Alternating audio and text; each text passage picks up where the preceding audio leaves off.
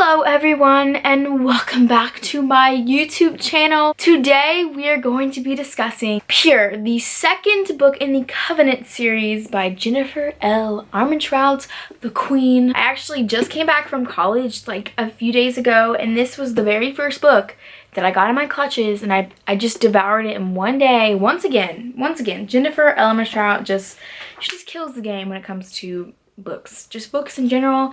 She is a queen. Now, if you do not know what the Covenant series is about, the first book is called Half-Blood, and I have the first book review already up on my channel, and I want you to read it because I need more people to read it so I can discuss it with other people. This keeps falling down, I'm sorry. I just feel like this is an amazing series and more people need to just talk about it because it's so great and I don't want you to miss out on it. It's about this girl named Alex, and she's kick butts and she's a half-blood, and there's a forbidden romance and more secrets and more plots, and it's just great. Please don't miss out on it. It's also written by Jennifer L. Armentrout.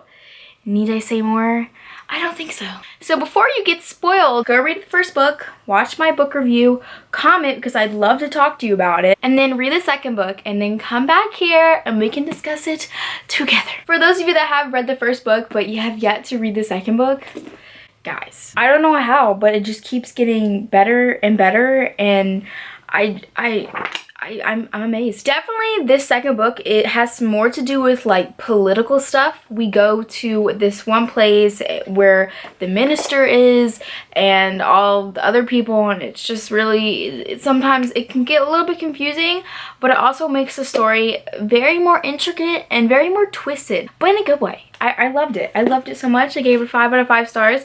A lot of times in series or in books just in general, the sequel just isn't as good as the first book, and it's always like a Debbie Downer because it's just like, dang, really wish the sequel was as good as the first book. This book wasn't as good as the first book just because there was less Aiden and Alex interactions and more Alex and Seth interactions, which I also enjoyed. I loved learning more about Seth, which is the Apollyon in this book, and he was an interesting character. There's also a lot of demon attacks in this book, specifically demon attacks in the Covenants, which is very unheard of because, I mean, and now we have demons that are actually half-bloods, and it's really hard to tell if a half-blood is a demon because with purebloods, when they get turned into demons, you can tell because they have sharp teeth, and it's just, they have like shark teeth. That's really what I think about when I think of a pureblood who's a demon. But with half-bloods, you can't tell. They look the same, they can talk the same, but they're demons, and they want to suck the life out of half-bloods and pures.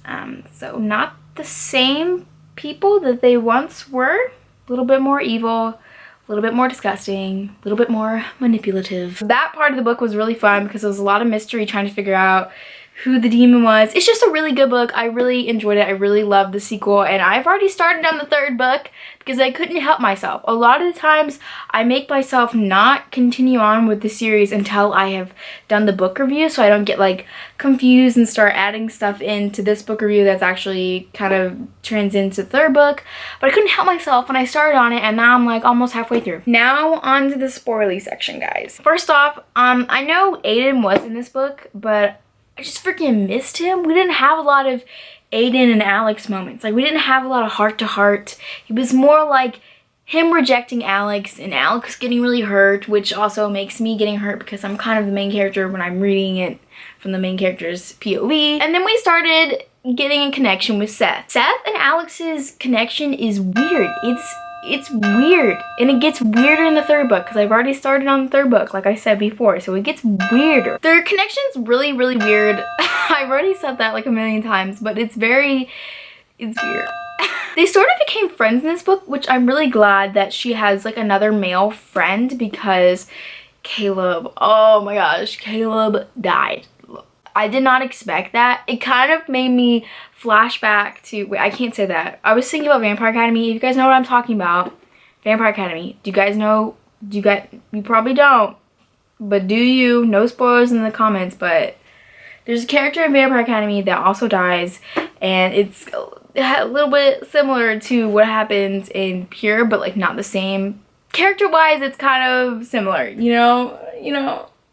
But Caleb dying was really, really heartbreaking. And then also Olivia just telling Alex, like, it's your fault, you're Napoleon. Well, she's not Napoleon yet, Olivia, so ouch, that hurt. I made tabs in this book because in my last book review, I accidentally dog-eared, well, not accidentally, but I dog-eared my book because I just couldn't get away from the book long enough to write down notes. So this time, I just picked me up some tabs. Can we just talk about that one part where Aiden took Alex to the zoo? This was probably one of their only moments that they had in this book.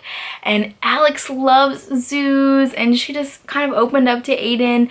And then at the very end, they kiss, and she tells him she loves him. And I just cringed a little bit. I knew that wasn't a really good moment to be like, hey, I love you. No. Alex, no. I knew Aiden wasn't going to react good with it, and he didn't even say really anything. He was just like, oh, you shouldn't, it's okay, you shouldn't say that. I didn't really get a lot of Aiden's feelings in this book, and that's what I really missed out on. In the first book, I really enjoyed Alex and Aiden's interactions and just them growing their connection, but now in this book, we really didn't learn a lot about Aiden. We didn't get a lot of interactions with him, but it was really sad when she said she loved him and then he didn't say anything back. I know why he didn't say anything back, because if they get found out, which they eventually will, it just will happen in one of the upcoming books, but like when they do get found out, I'm so excited to see how that's gonna go down. We've already got some people already knowing about their relationship. We had Caleb, but I mean, my prediction that he was going to tell somebody. Well, he did tell somebody. Didn't he tell Olivia? Huh. Does Olivia know? Does she know? I don't know. But she knows she's the Apollyon. I really didn't think that was a secret. I didn't know if that was a secret that we were trying to keep. But Olivia knows that she's the Apollyon. And that's another reason why she blamed Alex for Caleb's death. Because apparently, if you're the Apollyon, even though you're not awakened, you should have been able to... No, Olivia. No. Way out of line. And then Alex worked so hard to give Aiden his birthday present. And she remembered his birthday. And she got him like an onyx little guitar pick. And it was just so nice and so thoughtful of her to do that. Because obviously she's in love with him. She's in love with the guy. And I really think he's in love with her too. He just doesn't want to lead her on. And that's another thing. I really do feel like Aiden is leading her on. She's trying to move on, but like every single time he goes up to her and he starts talking about Seth, because you can tell he's like so jealous about her relationship with Seth. And it's like, dude, like, you don't want to be with me. We can't be together. You've already rejected me a lot. And now she's trying to kind of move on, but she's not really moving on because she still loves Aiden. But he continues to like bring it up. And I think it sparks a little bit of hope within Alex, like, oh, he's jealous, like, win-win for me, maybe he cares about me, like, why do you care? And then he's just like, I don't care. My goodness. Relationship turmoil. I love it, but I also hate it at the very same time. And then after the zoo incident, when Aiden went to Marcus and told him, like, I don't want to train her anymore, she needs to start training with Seth, oh, that hurt. That hurt. I could feel Alex's pain. It was kind of like a betrayal. Like, oh, you went behind my back and you don't want to train with me anymore. Sadness. I feel like I'm just constantly talking about Alex and Aiden, but there's this one part when they were fighting and she was like, but you want me? And he goes like, of course I want you.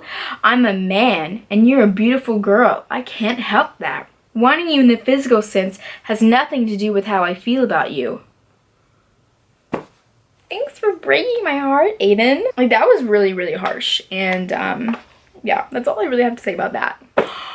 Oh, and this is the part that I'm so excited to talk about. So excited. When she went to the New York Covenant. We see this servant guy, and he's a half-blood, and he has brown eyes, and him and Alex kind of have this stare off, and he's very aware, so he's not like drugged up like the other servants, and he's aware of her, and she says, he looks familiar to me, and she tries talking to him a couple times, but he doesn't say anything back. Oh my god, this is her dad. Like, I know it's her dad. I know it's her dad. I know it. You know why I know it? First off, he has brown eyes. We learn in this book that her dad has brown eyes, and that was one thing that her mom like always talked about, was like her dad's eyes. So as soon as we see this guy, I'm like, that is her dad. The way he's staring at her and the way that he's kind of reacting to her, oh my gosh, I'm so excited for them to like meet. Like, I'm excited for that to go down. I really am excited. This book is, I love these characters. We always just assumed that her dad was dead. We never really knew a lot about her dad, and I assumed that her dad was like immortal because her mom is a pure, and then if her dad's immortal, then that makes a half-blood. But now, he's a half-blood. So a half-blood with a pure, I don't think that's ever happened. So many questions, but I'm so excited. I really want her and her dad to meet and have like a connection, because she's already lost her mom and she's never even had her dad in her life. I wonder what kind of guy he is. Like, what if he's not a nice guy? He has to be a nice guy, but like, do we know? And when we go to that trial and we see that guy Hector, who is a peer, and his girlfriend who is a half, they're on trial, and that part was really really upsetting, because you knew like peers and halves they get in big trouble if they get together and if they get caught.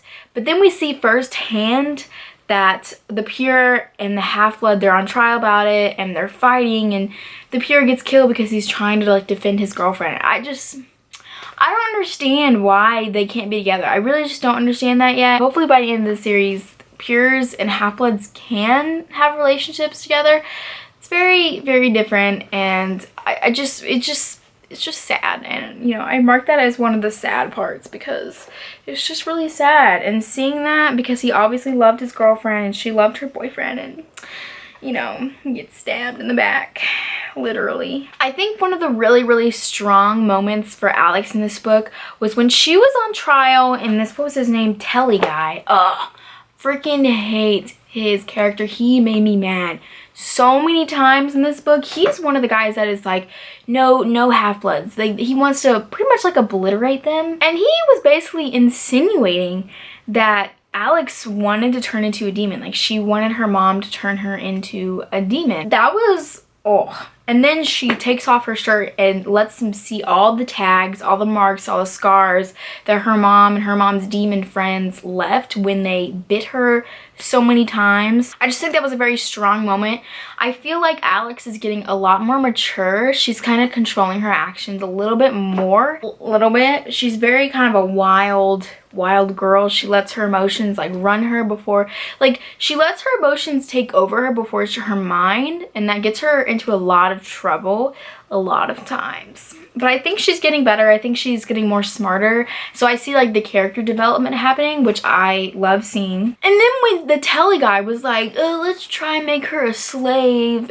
Oh my goodness. Like, oh my goodness. Like, that made me mad. I actually thought for a second that all the other people that were voting were going to vote for her to be like a slave, like a servant. I was like, how is this gonna go? Is she gonna be a servant? Like, how is she gonna get out of here? You know, like, we have to escape her. But thankfully nothing went wrong, and you know, they didn't make her a servant, which I'm so happy about. But just to think of what could have happened, like, I don't want to think about it. One thing about the demon attacks on campus at the Covenant, I always thought, I had my theories on who I thought maybe the demon was. At first I probably thought, this is really dumb, I thought Caleb was the demon just because he'd been tagged also when he was with Alex in the first book, but he died. So not right. And then I also thought it was Leah or Olivia. They kind of made me suspicious a lot too in this book. But then, you know, it was proven wrong. My theory was proven wrong. But I also think that we are getting closer to a friendship between Leah and Alex, because when they were fighting together, it just seemed like maybe a friendship could form. I'm really excited about that, because Alex at this point really doesn't have a lot of friends, and she needs some friends. I also thought it was really funny that whenever Seth kind of was getting it on with another girl, Alex could feel it, like not like feel it, but her body started to like heat up. I just thought that was so funny, the way they can like kind of feel each other's emotions. Also, I have another theory for the third book. I love these books because I keep coming up with theories for different things, and it's really making me excited. But I have a theory that Seth is hiding something. There is something that he's not telling Alex. And I got this theory because, like I said, I've started the third book, which is called Deity. And on the back of it, just the description of the third book, it says, this is what kind of made me, it says, one will do anything to protect her. Well, that's obviously Aiden. Aiden will do anything to protect Alex. That just screams him. And then said, one has been lying to her since the beginning. And I'm pretty sure that's Seth. I mean, he kind of did come out of nowhere, and we don't really know a lot about him. I don't really know anything about his family or where he really came from, or just, we don't really know a lot about him. And they kind of have this really deep connection because they're both Apollons, but I don't know. I just feel like he's hiding something and it's not good, and it's gonna be kind of probably a betrayal, but I'm really excited. So that is it, guys, for my review for Pure. I really enjoyed this book. It was a really great sequel. I've already started on the third book, and I can tell you it gets even more intense, and it's just getting better and better. And this is only the third book. We have, after the third book, there's 2 more books. There's 5 books in this entire series. So I'm wondering what we're gonna do. I'm so used, like, nowadays I'm like always reading trilogies, and so like by the third book it's already getting wrapped up, but we're like not even getting started on like the plots and like the betrayals that are probably gonna happen. I'm just like really excited to know more about this world. We got a lot to cover. I'm excited to see her and her dad interact because I know that's her dad. But yeah, I would love to hear your thoughts on what you guys thought about this book and what are your theories for the third book. And if you have already read the third book, please do not spoil me. So that is it for today. I will see you guys in my next video. Bye!